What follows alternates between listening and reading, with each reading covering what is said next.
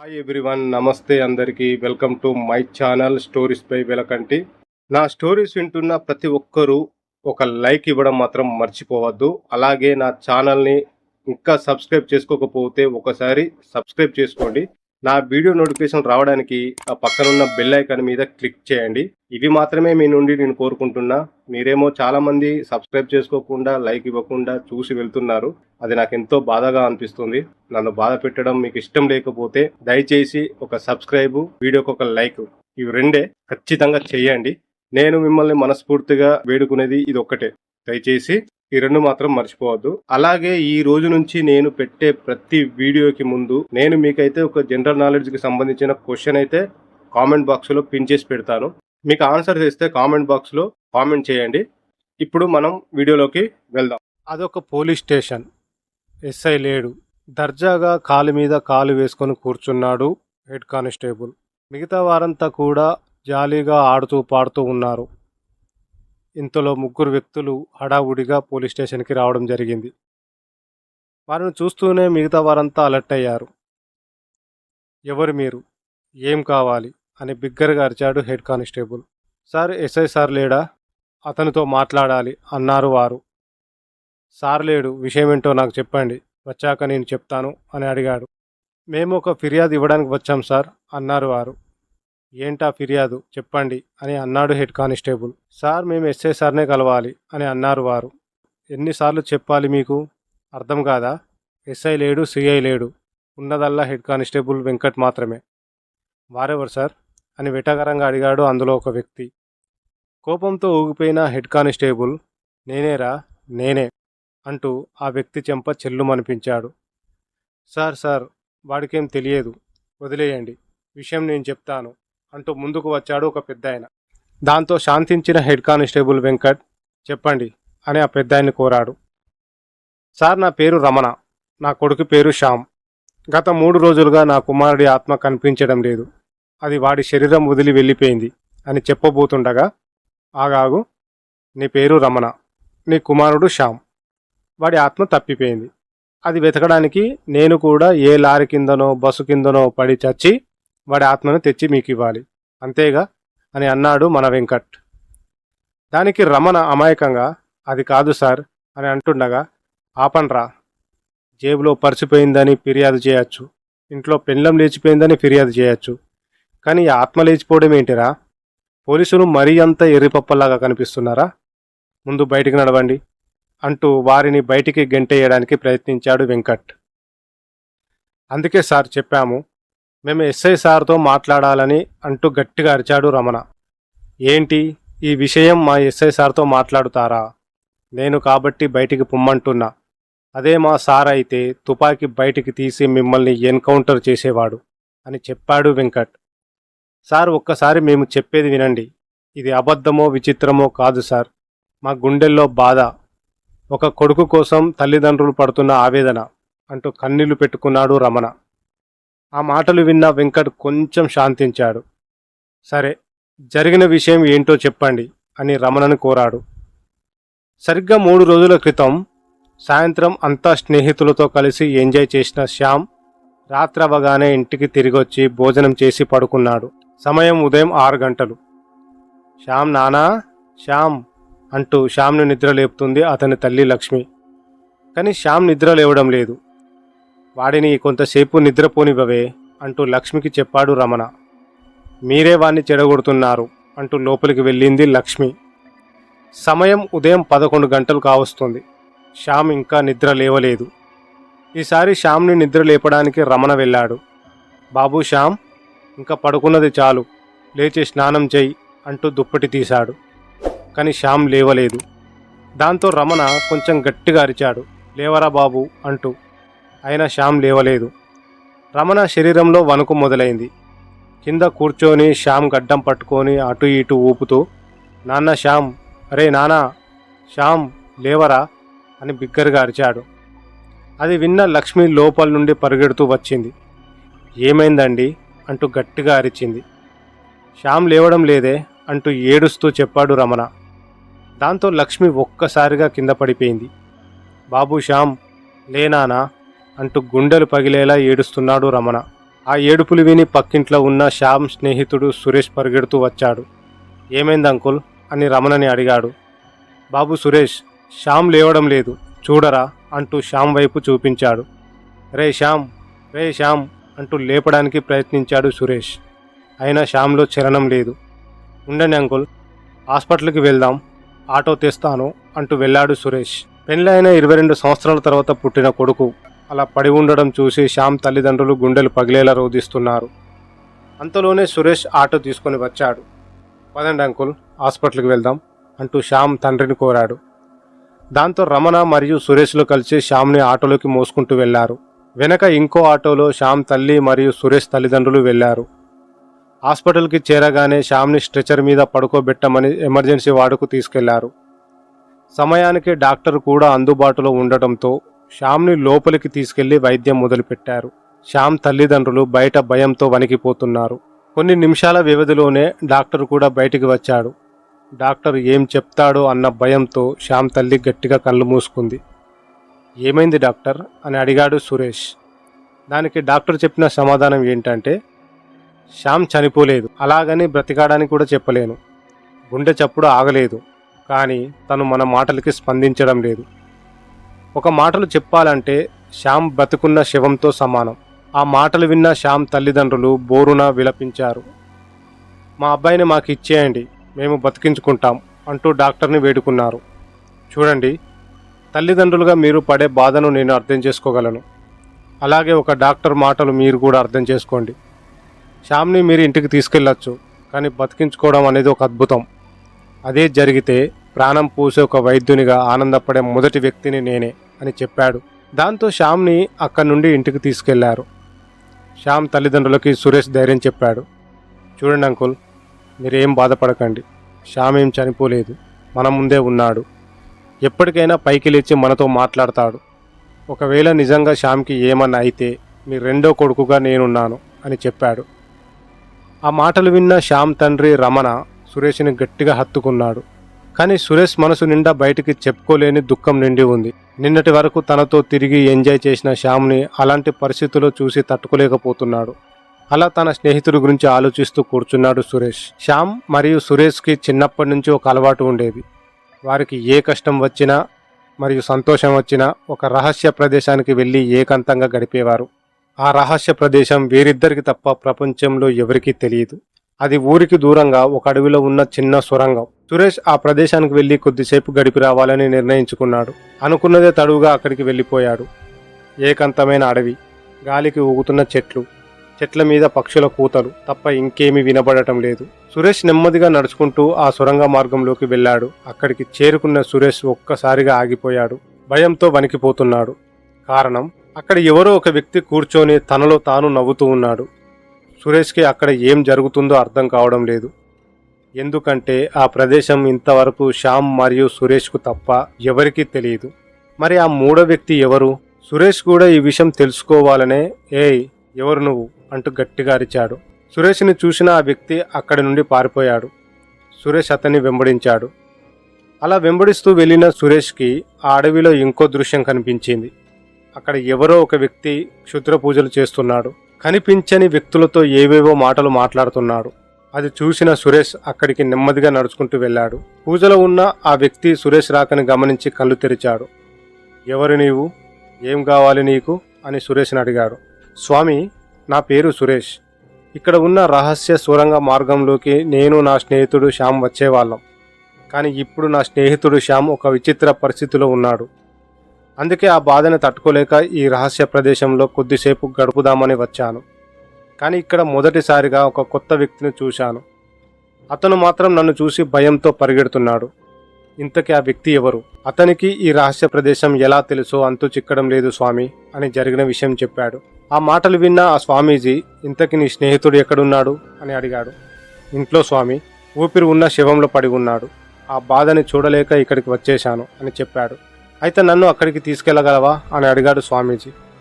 తప్పకుండా స్వామి, రండి అంటూ స్వామీజీని శ్యామ్ ఇంటికి తీసుకెళ్లాడు సురేష్. అక్కడ మంచం మీద చలనం లేకుండా పడి ఉన్న శ్యామ్ని స్వామీజీకి చూపించాడు సురేష్. అప్పుడు స్వామీజీ శ్యామ్ చేయి పట్టుకొని శ్యామ్ ఛాతీ భాగంలో ఒక బూడిద లాంటి పొడిని రాశాడు. అంతలోనే ఎవరు బాబు అంటూ లోపల నుండి వచ్చారు శ్యామ్ తల్లిదండ్రులు. సురేష్ వారికి అడవిలో జరిగిందంతా చెప్పాడు. శ్యామ్ తల్లిదండ్రులను చూసిన స్వామీజీ వారికి ధైర్యం చెప్పాడు. మీ అబ్బాయికి ఏం ప్రమాదం లేదు, అసలేం జరిగిందో ఒక 10 నిమిషాల్లో మీకే తెలుస్తుంది అని చెప్పాడు. ఆ మాటలు విన్న వారు ఆశ్చర్యంతో స్వామీజీ వైపు చూస్తున్నారు. స్వామీజీ శ్యామ్ గుండెల మీద తన ఎడమ అరచేతిని పెట్టి క్షుద్ర మంత్రాలు చదువుతున్నాడు. అలా కొద్దిసేపు గడిచిన తర్వాత స్వామీజీ తన మంత్రాలను ఆపి అక్కడున్న శ్యామ్ తల్లిదండ్రులను సురేష్ను దగ్గరికి పిలిచాడు. ఏమైంది స్వామి అని అడిగాడు సురేష్. మీ స్నేహితునికి లేనిది చలనం కాదు, ఆత్మ. అది దేహాన్ని వదిలి మరొక దేహాన్ని ఆవహించింది అని చెప్పాడు స్వామీజీ. అదేలా సాధ్యం స్వామి? ప్రాణమున్న దేహాన్ని వదిలిన ఆత్మ ఇంకొకరి దేహాన్ని ఆవహించటం ఎలా అని అడిగాడు సురేష్. మనం గాఢ నిద్రలో ఉన్న సమయంలో మన ఆత్మ ఒక్కోసారి బయటికి వస్తూ ఉంటుంది. అలా వచ్చిన ఆత్మ తిరిగి మన శరీరాన్ని ఆవహిస్తుంది. కానీ ఇతని విషయంలో మాత్రం ఇతని ఆత్మ ఇంకో శరీరాన్ని ఆవహించింది. దానికి కూడా కొన్ని కారణాలు ఉన్నాయి. ఏ ఆత్మ అయినా ఏ దయ్యమైనా ఎవరి శరీరాలు పడితే వారి శరీరాలను ఆవహించవు. ఆ ఆత్మ లేదా ఆ దెయ్యం యొక్క ఫ్రీక్వెన్సీకి సరిపోయే దేహాలని ఎంచుకుంటాయి. అలా దేహాన్ని వదిలి వెళ్ళిన శ్యామ్ యొక్క ఆత్మ తిరిగి వచ్చే క్రమంలో తనకి సరిపోయే ఫ్రీక్వెన్సీ ఉన్న దేహాన్ని ఆవహించింది. ఈ మాటలు మీకు నమ్మశక్యం కాకపోవచ్చు, కానీ నిజం. నేను కేవలం క్షుద్ర పూజలు చేసే మాంత్రికుణ్ణి కాదు, శాస్త్రీయ విజ్ఞానం తెలిసిన మాంత్రికుణ్ణి. ఇప్పుడు మనం తెలుసుకోవాల్సింది శ్యామ్ ఆత్మ ప్రవేశించిన వ్యక్తిని అని చెప్పాడు స్వామీజీ. అప్పుడు సురేష్ మాట్లాడుతూ, అంటే స్వామి ఆ రహస్య ప్రదేశానికి వచ్చిన వ్యక్తే శ్యామ్ ఆత్మ ప్రవేశించిన వ్యక్తి. ఆ ప్రదేశం నాకు శ్యామ్కు మాత్రమే తెలుసు. ఇప్పుడు అర్థమైంది, అక్కడికి వచ్చింది మూడో వ్యక్తి కాదు, అతని రూపంలో ఉన్న శ్యామ్ ఆత్మ అని వివరించాడు సురేష్. నిజం చెప్పావు బాబు. ఇప్పుడు ఆ వ్యక్తిని పట్టుకుంటే చాలు, నాకున్న శక్తుల ద్వారా అతని దేహం నుండి శ్యామ్ ఆత్మని తిరిగి శ్యామ్ దేహంలోకి పంపవచ్చు. నువ్వు ఆ వ్యక్తిని చూశావు కాబట్టి అతన్ని వెతికే పనిలో ఉండు. త్వరలోనే మనం అనుకున్న పని పూర్తవుతుంది అని సురేష్ను ఆదేశించాడు స్వామీజీ. ప్రస్తుతం అంటే హెడ్ కానిస్టేబుల్ వెంకట్తో రమణ సంభాషణ ఇలా ఉంది. అలా మేము ఆ వ్యక్తి కోసం వెతుకుతుండగా న్యూస్ పేపర్లో నిన్నటి రోజు మీ ఎస్ఐ కిరణ్ గురించి ఒక వార్త రాశారు. ఎస్ఐ వింత ప్రవర్తన అని. అప్పుడు ఆ పేపర్లో మీ ఎస్ఐ ఫోటోను చూసిన మా సురేష్ మాతో చెప్పిన మాటలు, అంకుల్, ఈరోజు అడవిలో నన్ను చూసి పారిపోయిన వ్యక్తి ఇతనే, మనం వెతుకుతున్న వ్యక్తి కూడా ఇతనే. ఆ మాటలు విన్న స్వామీజీ మాతో ఇలా చెప్పాడు. ఆ ఎస్ఐ కిరణ్ని పట్టుకుంటే మన పని అయిపోతుంది. మన శ్యామ్ ఆత్మని తిరిగి తన దేహానికి నేను చేరుస్తానని చెప్పాడు. దీనికోసమే వెంకట్ గారు మేమిక్కడికి వచ్చింది.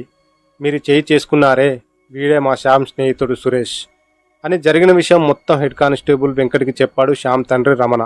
ఆ కథ విన్న వెంకట్కి శరీరం మొత్తం చెమటలు పట్టాయి. గట్టిగా ఊపిరి పీల్చుకున్నాడు. ఇప్పుడు గత 3 రోజులుగా ఎస్ఐ కిరణ్ ప్రవర్తించిన తీరును నెమరు వేసుకుంటున్నాడు వెంకట్. కిరణ్, వెంకట్ మంచి స్నేహితులు. ఇద్దరూ అనాథలే, ఒకే ఆశ్రమం నుండి పెరిగి వచ్చిన వారు. అయితే కిరణ్ ప్రవర్తనలో గత 3 రోజుల నుండి వచ్చిన మార్పును తేలికగా తీసుకున్నాడు వెంకట్. ఇప్పుడు మీరు చెప్పిన మాటలకి భయపడిపోయాడు. ఇప్పుడు వీరు చెప్పిన మాటలకి భయపడిపోయాడు. అంతేకాదు, ప్రాణానికి ప్రాణంగా ప్రేమించి పెళ్లి చేసుకున్న తన భార్యని వదిలి కిరణ్ ఒక్కరోజు కూడా ఉండలేడు. అలాంటిది 2 రోజుల నుండి కిరణ్ ఇంటికి రావడం లేదని కిరణ్ భార్య శ్వేత వెంకట్కి ఫోన్ చేసి చెప్పింది. జరుగుతున్న తీరునంతా గమనించిన వెంకట్ కూడా ఇప్పుడు ఒక నమ్మకానికి వచ్చాడు. కిరణ్ శరీరంలో ఉన్నది కిరణ్ ఆత్మ కాదు అని. కిరణ్ శరీరంలో ఉన్నది శ్యామ్ ఆత్మే అని నిర్ణయించుకున్న వెంకట్ శ్యామ్ తండ్రి రమణతో ఇలా చెప్పాడు. చూడండి, జరుగుతున్న పరిస్థితులను బట్టి చూస్తే మా కిరణ్ శరీరంలో ఉన్నది మీ అబ్బాయి శ్యామ ఆత్మే అని తెలుస్తుంది. కానీ ఇక్కడ నాకు ఒక భయం ఉంది. శ్యామ ఆత్మ కిరణ్ దేహం నుండి బయటికి వచ్చాక మరి కిరణ్ పరిస్థితి ఏంటి? కిరణ్కి ఏమైనా జరిగితే మేము తట్టుకోలేము. ముఖ్యంగా కిరణ్ భార్య శ్వేత. తనకి కిరణ్ అంటే ప్రాణం అని చెప్పాడు. ఆ మాటలు విన్న రమణ వెంకట్తో ఇలా చెప్పాడు. సార్, మీరేం భయపడకండి. ఆ విషయం చూసుకోవడానికి స్వామీజీ గారు ఉన్నారు. ఆయనే మనకి ఈ విషయంలో సహాయపడగలరు అని ధైర్యం చెప్పాడు. కిరణ్ వచ్చే సమయం అయింది. గత 3 రోజులుగా వాడు కొత్త వ్యక్తులను చూస్తే భయపడుతున్నాడు. కాబట్టి మీరు కొంచెం పక్కన ఉండండి. వాడు రాగానే మిమ్మల్ని పిలుస్తాను అని చెప్పాడు వెంకట్. సరే అంటూ వారంతా పక్కకెళ్ళి కూర్చున్నారు. అంతలోనే కిరణ్ అక్కడికి చేరుకున్నాడు. కిరణ్, నిన్ను కలవడానికి ఎవరో వచ్చారు అని కిరణ్తో చెప్పాడు వెంకట్. ఎవరు అంటూ ఆశ్చర్యంగా అడిగాడు కిరణ్. అప్పుడు వెంకట్ అక్కడున్న వారిని పిలిచాడు. వారు రాగానే కిరణ్ భయంతో వణికిపోయాడు. కిరణ్, ఏమైంది అని అడిగాడు వెంకట్. ఎవరు వీరు? వీరెవరో నాకు తెలియదు అంటూ తడబడుతూ సమాధానమిచ్చాడు కిరణ్. రేయ్, వారి ఇంట్లో ఏదో సమస్య ఉందంట, అందుకే నీకోసం ఇలా వచ్చారు. మనం ఒకసారి వారి ఇంటికి వెళ్ళి రావాలి అని చెప్పాడు వెంకట్. నేను రాను, వారిని ఇక్కడి నుంచి వెళ్ళమను అంటూ ముఖం తిప్పుకున్నాడు కిరణ్. చూడు కిరణ్, ఒక పోలీస్ జాబ్ చేసే మనం ఇలాంటి మాటలు మాట్లాడకూడదు, ముందు బయలుదేరు అంటూ గట్టిగా అరిచాడు వెంకట్. ఆ అరుపుకి ఉలిక్కిపడ్డ కిరణ్ సరే అంటూ తలూపాడు. దాంతో వారంతా అక్కడి నుండి శ్యామ్ ఇంటికి బయలుదేరారు. ఇంటి దగ్గర స్వామీజీ పూజకు కావలసిన ఏర్పాట్లు అన్నీ పూర్తి చేసుకుని సిద్ధంగా ఉన్నాడు. అంతా శ్యామ్ ఇంటికి చేరుకున్నారు. కారు నుండి దిగిన కిరణ్ ఆ ఇంటి వైపు తదేకంగా చూస్తూ ఉన్నాడు. రా కిరణ్ అంటూ కిరణ్ని లోపలికి తీసుకెళ్లాడు వెంకట్. అక్కడ జరుగుతున్న క్షుద్ర పూజలు చూసి కిరణ్ భయపడిపోయాడు. ఇక్కడ ఏం జరుగుతుంది? నేను రాను అంటూ బయటికి వెళ్ళడానికి ప్రయత్నిస్తున్న కిరణ్ తల మీద మంత్రించిన నీటిని చల్లాడు స్వామీజీ. దాంతో కిరణ్ నెమ్మదిగా తూగుతూ కింద పడిపోయాడు. అప్పుడు లోపల ఉన్న శ్యామ్ని తీసుకొచ్చి కిరణ్ పక్కన పడుకోబెట్టమని ఆదేశించాడు స్వామీజీ. స్వామీజీ చెప్పినట్టే శ్యామ్ను ఎత్తుకొచ్చి కిరణ్ పక్కన పడుకోబెట్టారు. స్వామీజీ ఆ రెండు శరీరాల మీద బూడిద చల్లుతూ క్షుద్ర మంత్రాలు చదువుతున్నాడు. కిరణ్ని ఆ పరిస్థితులు చూసిన వెంకట్ కళ్ళ నిండా నీళ్లు కారుతున్నాయి. బాధపడకండి సార్ అంటూ ధైర్యం చెప్పడానికి ప్రయత్నించాడు రమణ. చూడండి రమణ గారు, నా స్నేహితుడు ఎలా పడి ఉన్నాడో, అసలు వాడికి ఇలాంటి పరిస్థితి వస్తుందనుకోలేదు. అసలు వాడు ఎలా ఉండేవాడో తెలుసా అంటూ కిరణ్ గతాన్ని రమణకి చెప్తున్నాడు వెంకట్. కిరణ్ గతంలోకి వెళ్తే చిన్నప్పుడు తల్లిదండ్రులను కోల్పోయిన వాడు ఎన్నో కష్టాలు అనుభవించాడు. అలాంటి సమయంలోనే అదే పరిస్థితిలో ఉన్న నాకు స్నేహితుడయ్యాడు. అలా మా స్నేహం మొదలైనప్పటి నుంచి కొంచెం బాధలు కూడా దూరం అయ్యాయి. ఒకే అనాథ ఆశ్రమంలో పెరిగిన మేము ఒకే కాలేజీలోనే జాయిన్ అయ్యాం.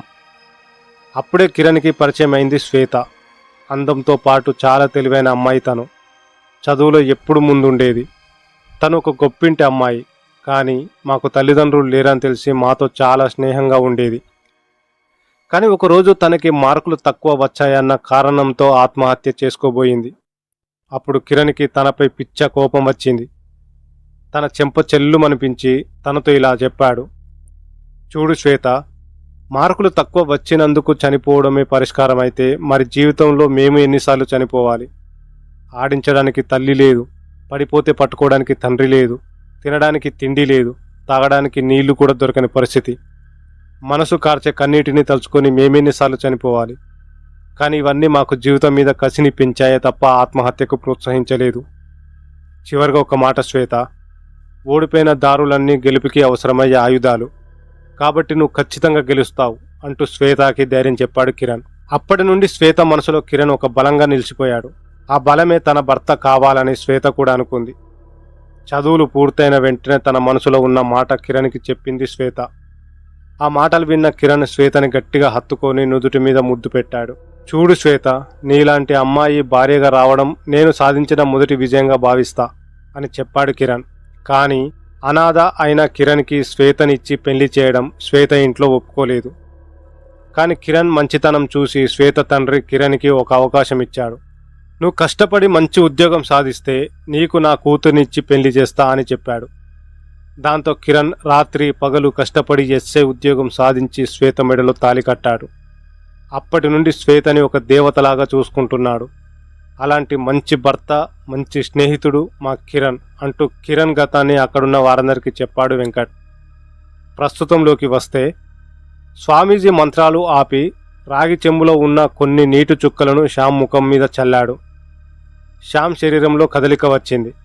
నెమ్మదిగా కళ్ళు తెరిచాడు. అది చూసిన శ్యామ్ తల్లిదండ్రుల కళ్ళల్లో ఆనంద బాష్పాల ధార ప్రవహిస్తుంది. అలా నెమ్మదిగా పైకి లేచాడు శ్యామ్.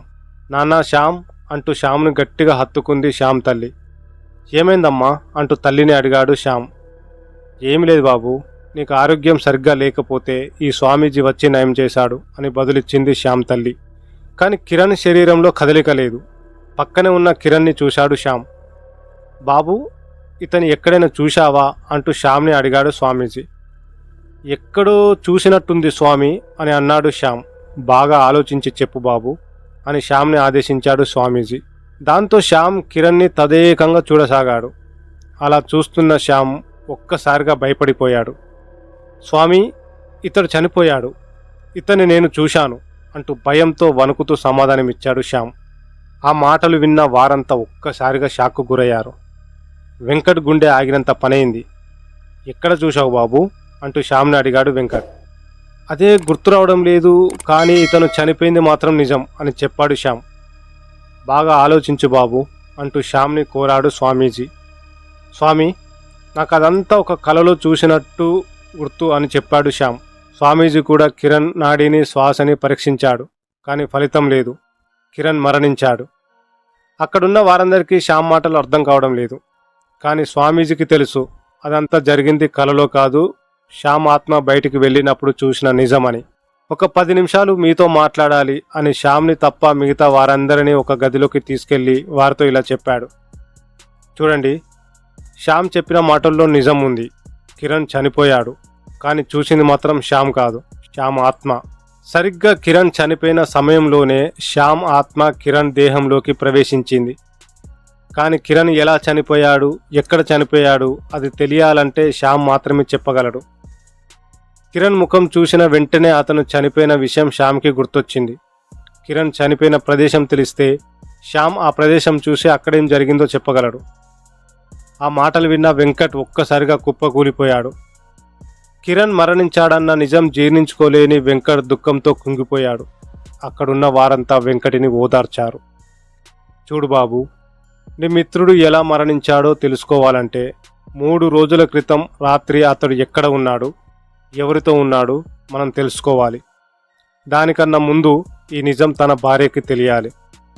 భర్త లేడన్న బాధ ఆమె తట్టుకోలేదు, కానీ వారికి శ్రేయోభిలాష అయిన నువ్వే ఈ నిజం ఆమెకు చెప్పాలి.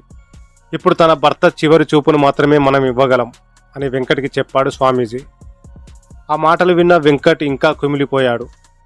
గుండె నిండా బాధతో శ్వేతకి ఫోన్ చేసి జరిగిన విషయం చెప్పాడు.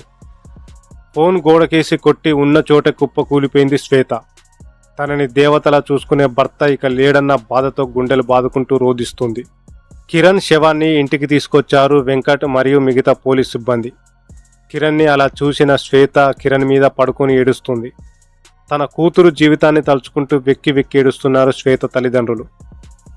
అలా విచారఘట్టంతో కిరణ్ అంత్యక్రియలు ముగిశాయి. 2 రోజుల తర్వాత జరిగిన విషయం మొత్తం శ్వేతకి చెప్పాడు వెంకట్.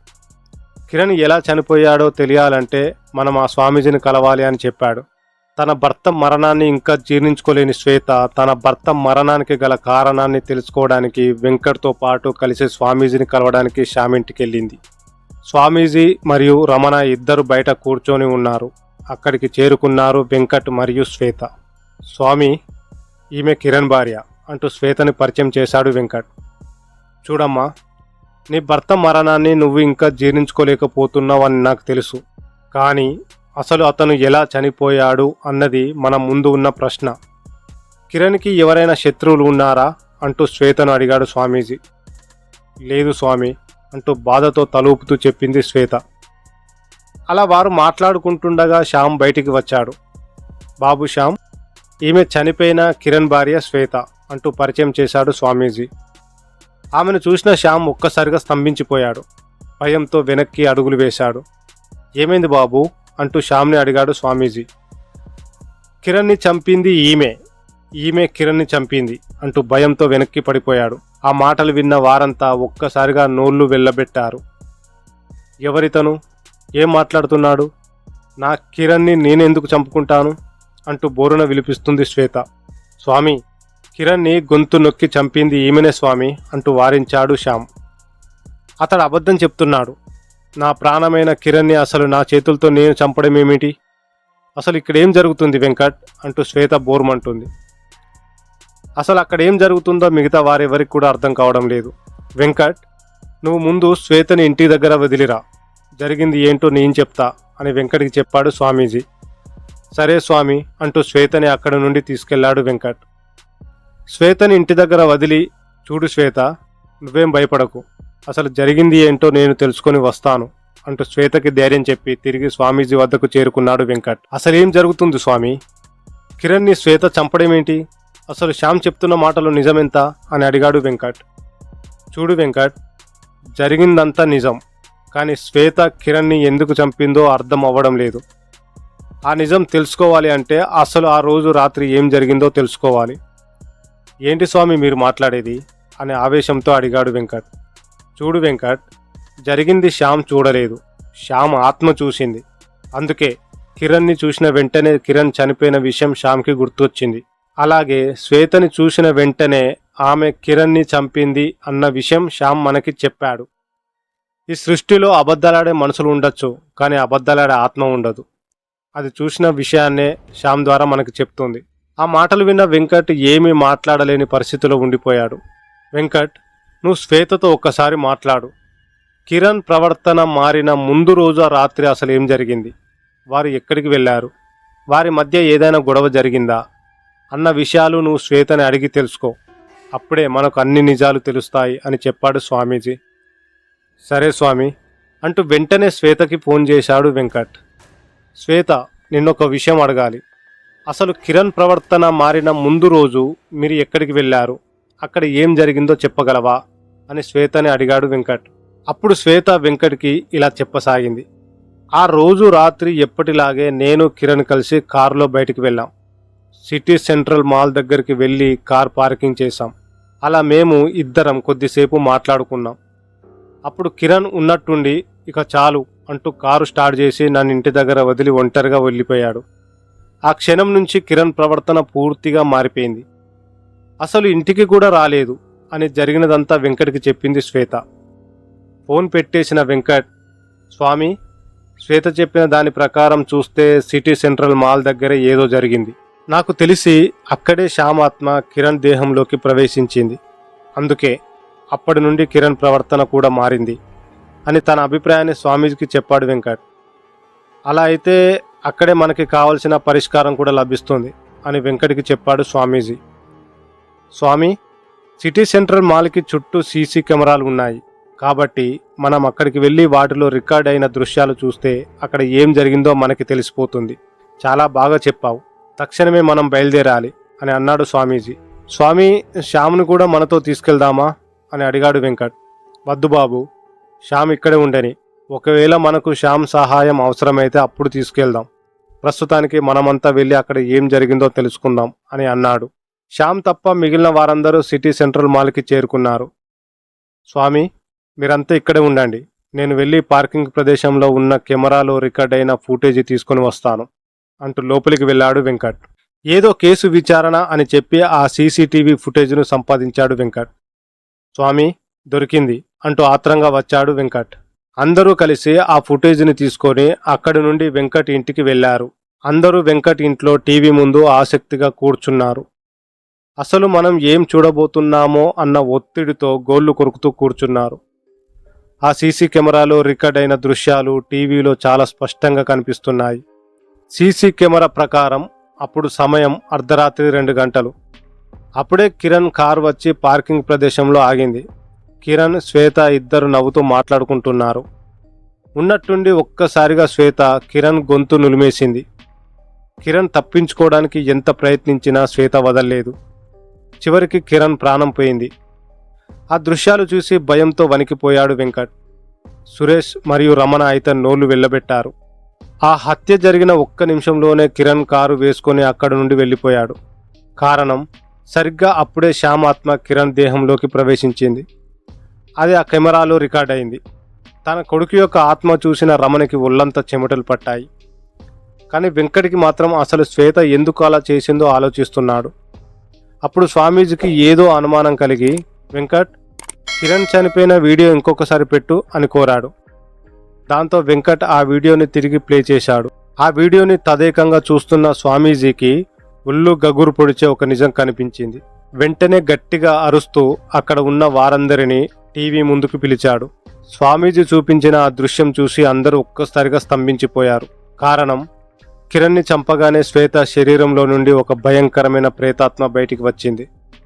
అలా శ్వేత శరీరం నుండి బయటికి వచ్చిన ఆ ప్రేతాత్మ ఒక్క క్షణంలోనే మాయమయ్యింది. శ్వేత తేరుకునే లోపే కిరణ్ శరీరంలోకి శ్యామ్ ఆత్మ ప్రవేశించింది. అందుకే అక్కడ జరిగిన విషయం శ్వేత తెలుసుకోలేకపోయింది. కానీ కిరణ్ తన ప్రాణానికి ప్రాణమైన శ్వేత చేతుల్లో చచ్చిపోయింది మాత్రం నిజం. కానీ చంపింది శ్వేత కాదు, శ్వేతలోకి ప్రవేశించిన ఒక ప్రేతాత్మ. శ్వేత శరీరంలో నుండి బయటకు వచ్చిన ప్రేతాత్మని చూసి వారంతా భయంతో వణికిపోయారు. స్వామి, మనం చూస్తున్నది నిజమేనా? అసలు ఎవరిది స్వామి ఆ ఆత్మ? శ్వేత శరీరంలోకి ఎందుకు ప్రవేశించింది? అసలు కిరణ్ని ఎందుకు చంపింది అంటూ స్వామీజీని అడిగాడు వెంకట్.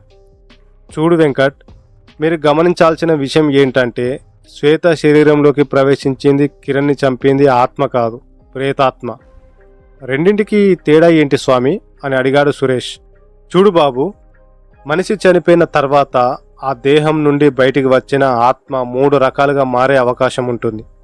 అందులో మొదటిది ఆత్మ, రెండోది ప్రేతాత్మ, మూడోది గాలి. ఆత్మ వల్ల ఎవరికి ఏ అపాయం ఉండదు. అది కేవలం చనిపోయిన తర్వాత దిశానిర్దేశం తెలియక భూమి మీదనే తిరుగుతూ ఉంటుంది. ఇక గాలి, దానివల్ల కూడా మనకి ఏ అపాయం ఉండదు.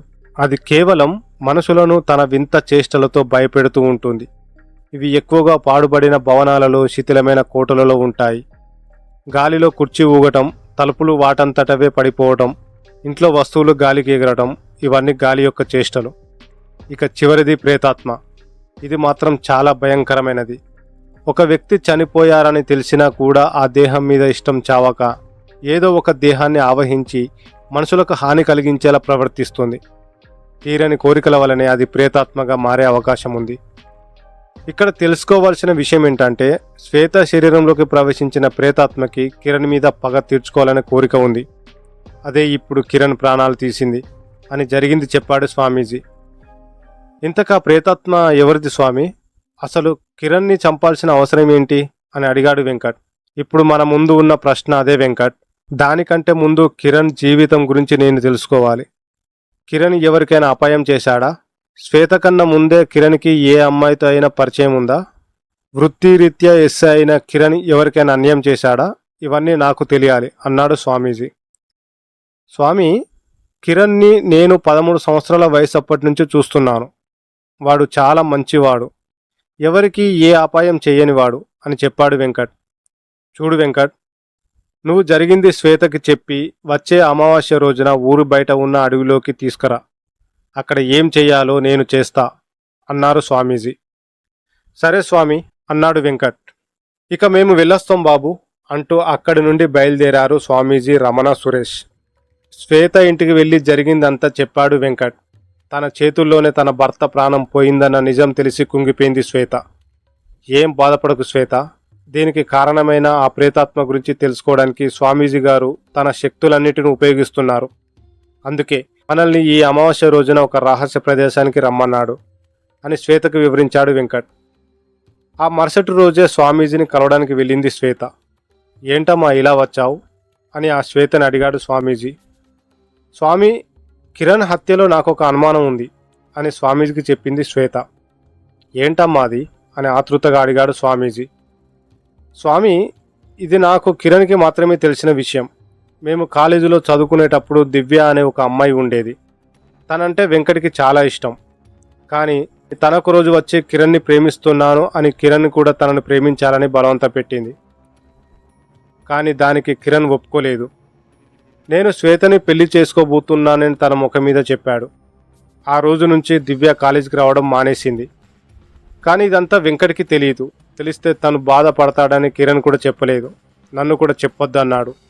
అలా కాలేజీ మానేసిన దివ్య కొన్ని రోజుల తర్వాత ఆత్మహత్య చేసుకొని చనిపోయింది. కానీ దాని వెనుకున్న కారణం ఎవరికీ తెలియదు.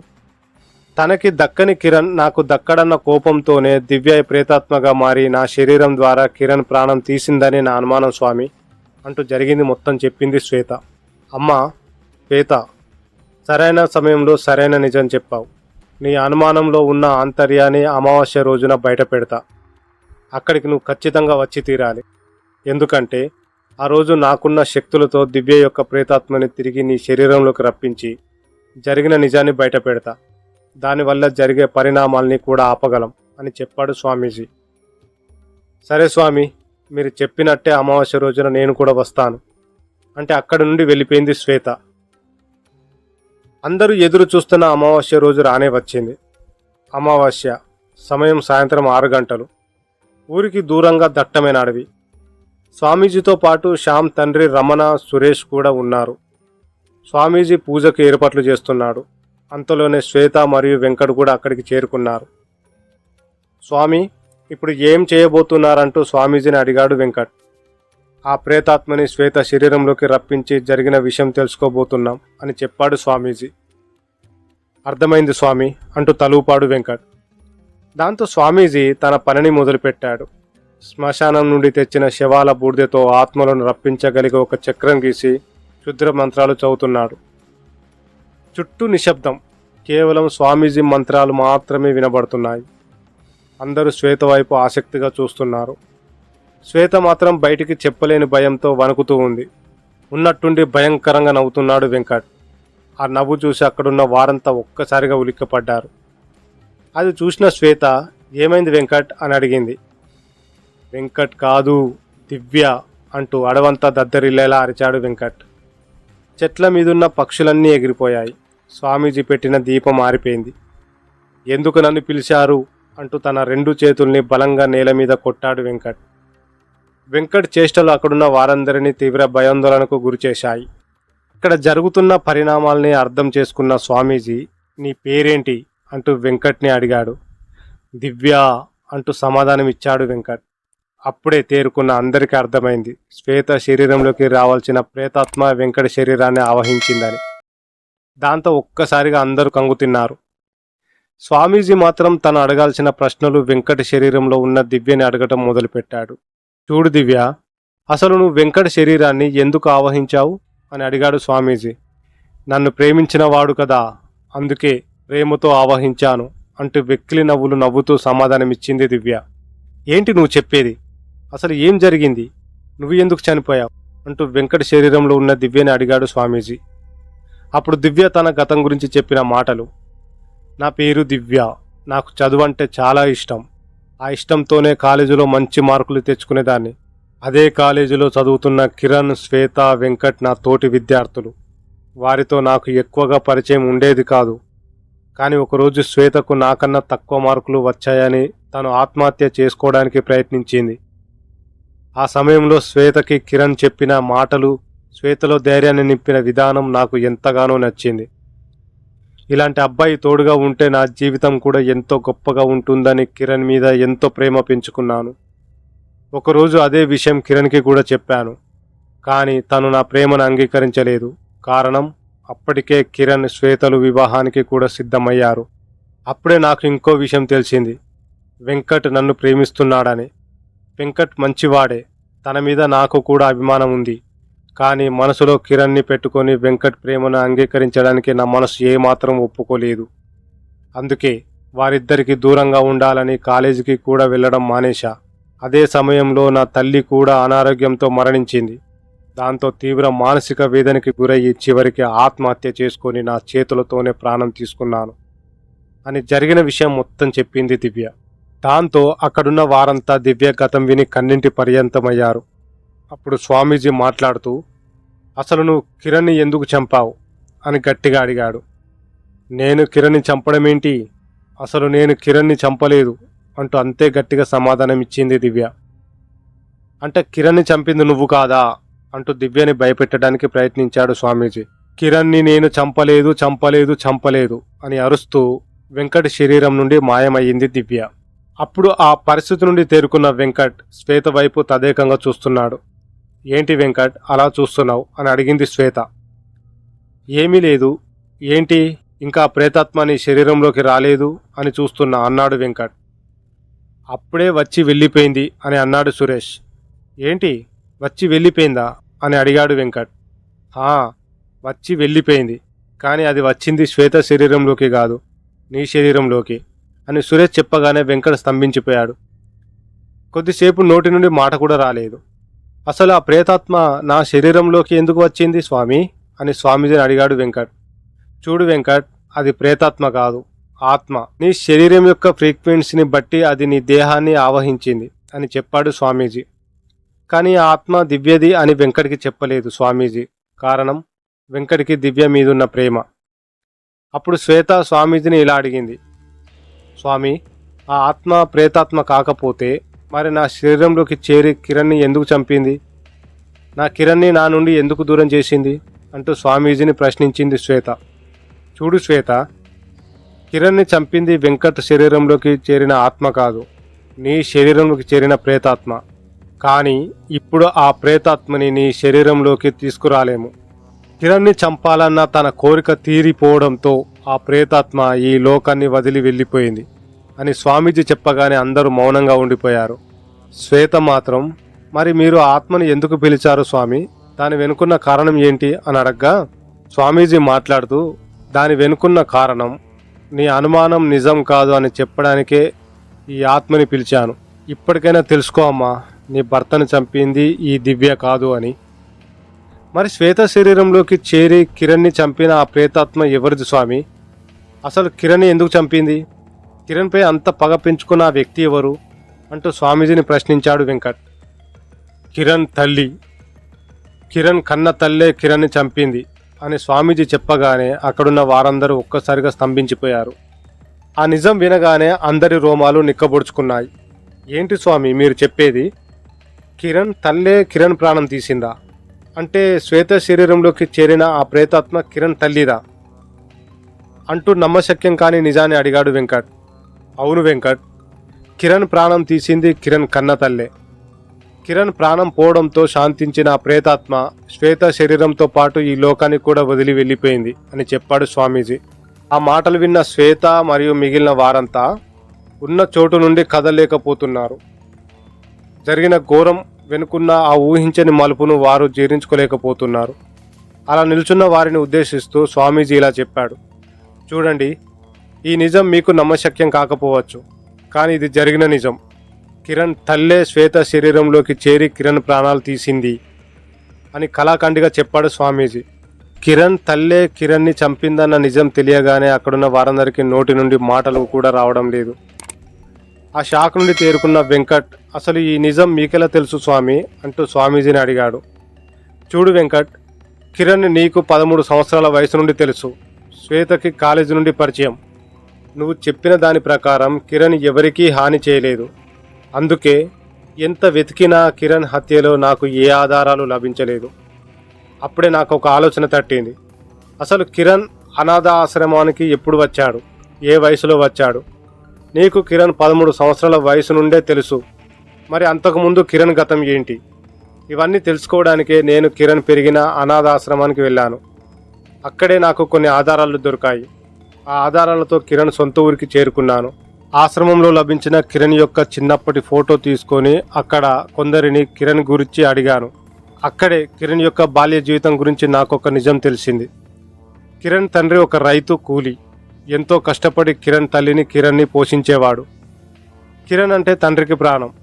కిరణ్కి కూడా తన తండ్రి అంటే ప్రాణం. కిరణ్ తల్లికి సంపాదనకి మించి ఆశలు ఎక్కువ. కానీ కిరణ్ తండ్రికి వచ్చే సంపాదన వారి ఆకలి తీర్చడానికే సరిపోయేవి. కానీ ఆమె కోరికలు, ఆశలు తీర్చడానికి మిగిలేవి కావు. కొన్ని రోజుల తర్వాత కిరణ్ తండ్రి తాగుడుకు బానిసయ్యాడు. కుటుంబ పోషణ మరింత భారంగా మారింది. కానీ అతను ఎంత తాగినా కూడా భార్యని, కొడుకును మాత్రం తన ప్రపంచంగా భావించేవాడు. అతను మద్యం తాగి ఖాళీ కడుపుతో పడుకున్నా కూడా తన భార్య బిడ్డకి మాత్రం కడుపు నింపేవాడు. కానీ తన భర్త తాగుడికి బానిసవ్వడం, అతను తెచ్చే సంపాదన సరిపోకపోవడం, జీవితం మీద తనకున్న పెద్ద పెద్ద ఆశలు క్రమక్రమంగా చచ్చిపోతుండడంతో అతని భార్య తప్పటడుగులు వేయడం మొదలుపెట్టింది. కిరణ్ తండ్రి ఏ యజమాని దగ్గరికైతే కూలీగా పనిచేస్తున్నాడో అదే యజమానితో ఆమె అక్రమ సంబంధం పెట్టుకుంది. భర్త పనికెళ్ళగానే ఆమె అతని యజమానితో తన సంబంధం కొనసాగించేది. డబ్బు మీదున్న ఆశ, భర్త యొక్క తక్కువ సంపాదన, అతడు తాగుడుకు బానిసవ్వడం, ఇవన్నీ ఆమె అక్రమ సంబంధానికి దారితీసిన కారణాలు.